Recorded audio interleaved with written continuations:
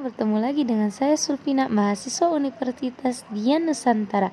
Kali ini saya akan membahas tentang psikologi komunikasi. Saya Oke, Sulfina kalau Chandika gitu dari Prodi mari kita simak video Komunikasi saya kali ingin ini. membahas tentang UTS Psikologi Komunikasi. Langsung aja untuk mempersingkat waktu saya akan membahas tentang poin pertama. Poin pertama di sini bagaimana implementasi dari modul ini. Dengan contoh kasus, dosen mata kuliah ini memberikan penjelasan soal konsep diri kepada mahasiswa Prodi Ilmu Komunikasi Undira melalui aplikasi Zoom. Oke, langsung aja saya jawab. Joseph Ernst Dominics mendefinisikan komunikasi massa sebagai suatu proses di mana organisasi yang kompleks dengan bantuan satu atau lebih mesin memproduksi dan mengirim pesan kepada khayalan yang besar, heterogen, dan terbesar.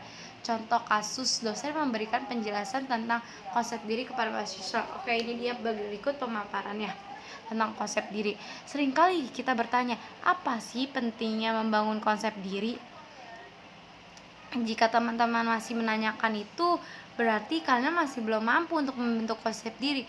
Padahal konsep diri itu sangat penting loh bagi kehidupan kita. Apa sih yang dimaksud konsep diri? Oke, saya akan menjelaskan. Konsep diri atau self-concept dikemukakan oleh Rogers. Menurutnya, konsep diri menggambarkan persepsi individu tentang dirinya sendiri dan hubungan dengan objek atau orang lain dalam lingkungan. Sedangkan Mead mendefinisikan konsep diri sebagai perasaan, pandangan, dan penilaian individu mengenai dirinya yang didapatkan dari hasil interaksi dengan lingkungan sekitar.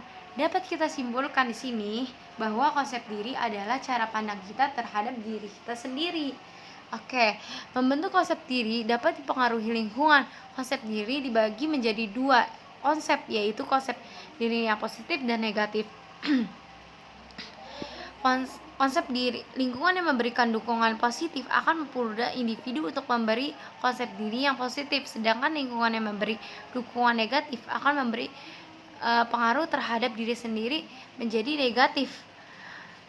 Lingkungan akan menghasilkan stigma dan persepsi yang dapat dipengaruhi seseorang dalam membentuk konsep diri. Seorang yang mampu membentuk konsep diri positif, ia akan mudah menerima dan berdamai dengan dirinya sendiri maupun masa lalunya. Hal tersebut tentu berpengaruh kepada keperilakuan seorang. Selain itu, konsep diri dan penilaian orang lain terhadap individu.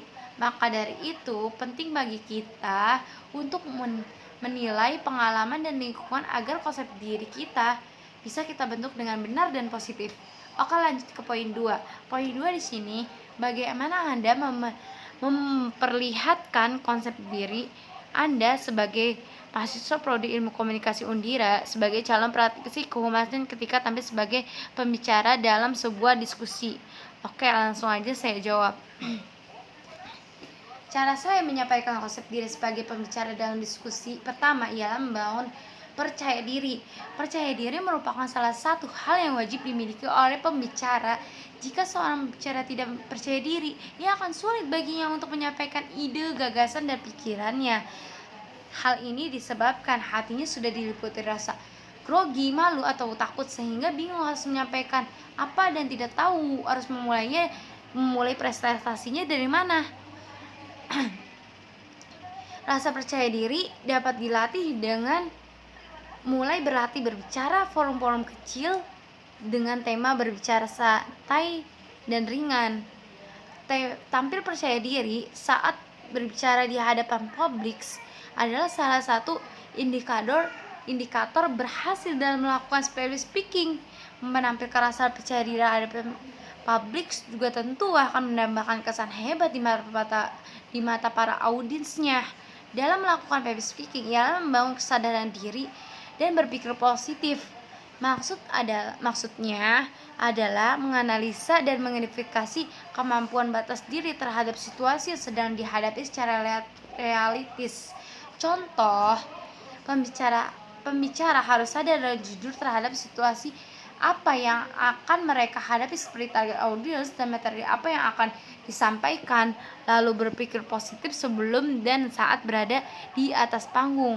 Berpikir positif akan membantu kita dalam bersikap tenang dan berkonsentrasi terhadap pesan yang sedang kita sampaikan, karena pada intinya Tugas seorang public speaker ialah memastikan para audiensnya memahami apa yang harus saja dibahas pada sesi tersebut.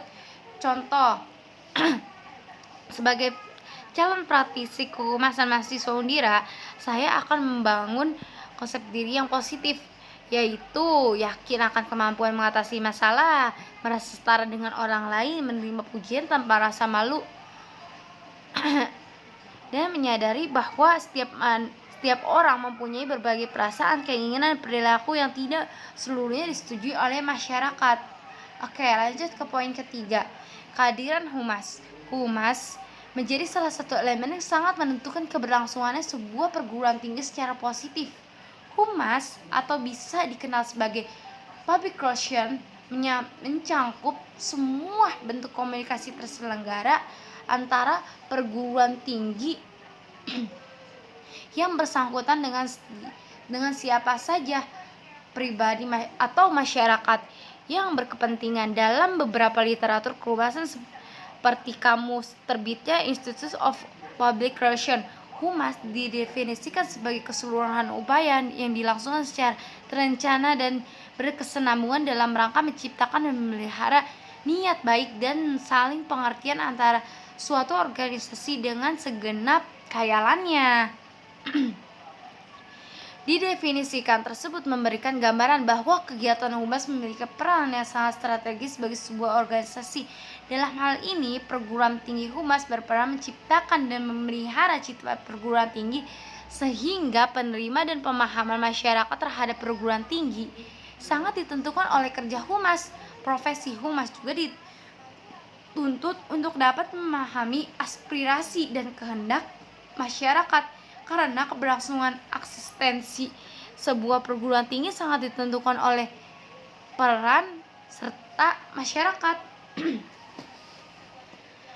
Peran humas semakin variatif dan strategis, terlebih dengan perkembangan teknologi, informasi, dan komunikasi. Meningkatnya persaingan perguruan tinggi antara sesama PTS dan PTN, perkembangan media massa cetak dan elektronik, krisisnya pandangan masyarakat terhadap perkembangan pendidikan tinggi dan kebijakan-kebijakan pemerintah pusat perguruan tinggi menyebabkan perguruan tinggi harus mampu mengolah informasi yang akan disampaikan pada masyarakat agar masyarakat dapat memperoleh pemahaman yang jelas dan lengkap tentang perguruan tinggi. Produk hukum yang berkaitan dengan pendidikan tinggi sangat banyak yang kehadiran dan nalar hukumnya terkait sulit dipahami oleh masyarakat, termasuk oleh penyelenggara perguruan tinggi. Ketentuan yang menyangkut akreditas dan pemahaman masyarakat tentang akreditas terhadap tidak linear sehingga menimbulkan kesalahpahaman di tengah-tengah masyarakat. Kesalahpahaman yang berangkat dari ketidaktahuan karena berpotensi pada munculnya reaksi yang jika tidak direspon atau tidak diberikan penjelasan dengan cepat dan tepat dapat menimbulkan kerugian bagi perguruan tinggi. Merespon semua persoalan yang muncul di tengah-tengah masyarakat yang berkaitan dengan perguruan tinggi menjadi bagian dari tugas humas. Masyarakat dapat mengetahui sebuah perguruan tinggi dengan segala sumber daya yang dimiliki melalui humas. Sesuai dengan didefinisikannya, kegiatan humas dimaksudkan untuk menciptakan suatu pengertian sikap dan tanggapan yang lebih baik dari masyarakat secara komprehensif. Proses transfer yang digambarkan dengan proses antipati menjadi simpati, kecurigaan menjadi penerima, masa bodoh menjadi berminat, dan lalai menjadi pengertian. Proses transfer tersebut harus dilaksanakan dengan langkah-langkah yang terprogram dan sistematis. Humas harus memahami objek transfer dan mengenal sasaran proses transfer. Humas juga harus mampu menggunakan media yang tepat untuk melakukan transfer sehingga proses yang dilaksanakan dapat berjalan dengan baik menggunakan media yang sangat penting dan dapat jenis medianya tergantung dari materi yang akan ditransfer. Oke, mungkin itu aja yang bisa saya sampaikan untuk tugas UTS Psikologi Komunikasi ini. Kurang dan lebihnya mohon maaf, jika ada salah kata mohon dimaafkan.